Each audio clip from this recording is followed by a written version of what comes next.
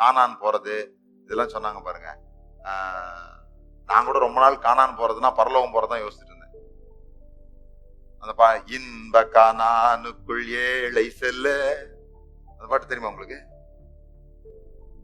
இன்ப கானானுக்குள், இன்ப கானானுக்குள்ளும் யார் தான் போறது? அது மாத்த மாட்டோம். அப்ப என்ன எப்படின்னு சொல்லி சொன்னா, ஜனங்கள்லாம் விடுதலையாகி செங்கடலுக்குள்ள போய் கானானுக்குள்ள போறது போல நாம பிசாசு என்கிற பார்வோன்ட்டு இருந்து விடுதலையாக்கப்பட்டு, பஸ்கா எனும் இயேசு கிறிஸ்துவின் ரத்தத்தினாலே விடுதலையாக்கப்பட்டு, ஞானஸ்நானம் என்கிற செங்கடலுக்குள்ள இறங்கி வெளியே அந்த வனாந்திரத்துல கடந்து கடைசியில எங்க போய் சேருவோம்? பரமகானான், பரமக்குடியில பரமகானான். அந்த பரமகானான் போறோம். அப்ப அது வரைக்கும் எப்படி டிராவல் பண்றோம்? வனாந்திரத்துல. அப்ப இந்த வாழ்க்கை என்ன வாழ்க்கை? இந்த வனாந்திர வாழ்க்கை. இந்த வனாந்திர யாத்திரையில் இன்பராம் இயேசு நம்மோடு இருப்பா அப்படின்னு இந்த வனாந்திர யாத்திரையெல்லாம் சும்மா இதுல என்ன சந்தோஷத்தை கிடைக்க முடியும் அப்படின்ட்டு. அப்புறமா தான் ஒரு நாள் பார்த்தா, இப்படி ஒரு வனாந்திரம் இருந்தா யார் வேணான்னு சொல்லுவான்?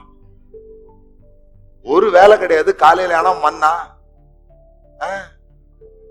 காலையில ஆனா ஏசி, மேகஸ்தம்பம், நைட்டு ஹீட்ரு, அக்னி ஸ்தம்பம், பாறையில இருந்து தண்ணி. அந்த பாறை வேற கூடவே வந்திருக்குது. ஒரு பாறை கூடவே வந்திருக்குது. இப்போ தண்ணி எங்கெல்லாம் உங்களுக்கு தாகம் எடுத்துச்சு? ஃபர்ஸ்ட் ரெவிதீம்ல, ஓகேவா? அதுக்கப்புறம் எங்க? மேரிபா. இந்த 20வது அதிகாரத்துல இருந்து அந்த 20வது அதிகாரம் வரைக்கும் அவங்க நடந்தாங்கல்ல, அப்பெல்லாம் தண்ணியை எங்க இருந்து வந்துச்சு அவங்களுக்கு? அவர்களோடு கூட வந்த பாறை இல்லையா? அந்த பாறை கிறிஸ்துவே. யோசிச்சு பாருங்க, ஒரு மலையே கூட நடந்து வருது. யோசிக்கிறாங்க, வந்திருக்குமா? வந்திருக்க அந்த கண்மலை கிறிஸ்துவே. அவர் சொல்றாரு, பவுல் சொல்றாரு, கூட வந்ததுன்றார் பவுல். அந்த கூட சென்ற ஞான கண்மலை. சரி, ஓகே. அப்புறம் தான் எனக்கு தெரிஞ்சது, ஒரு இந்த வனாந்திரம் ரொம்ப சூப்பரான வனாந்திரம் தான். அந்த தேவைக்கு காடை, நான்வெஜ் வேணா நான்வெஜ், வெஜிடேரியனா வெஜிடேரியன் எல்லாம் கொடுத்து கூட்டு போறாரு. இந்த வனாந்திரம் யாருக்கு தான் தேவையில்லை. ஆனா என்னன்னு சொன்னா, பரலோகம் கானான் கிடையாது.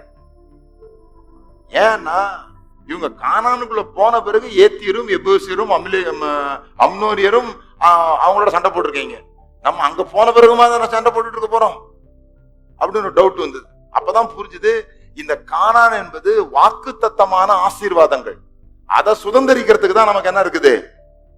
இந்த போராட்டங்கள் இருக்குது. இவைகள் எல்லாம் நம்ம ஜெயிக்க வேண்டியது இருக்குது. வாக்குத்தத்தமான ஆசீர்வாதங்களை சுதந்திரிக்கிறவர்களை பின்பற்றுகிறவர்களா இருந்து அப்படின்னு சொன்னது.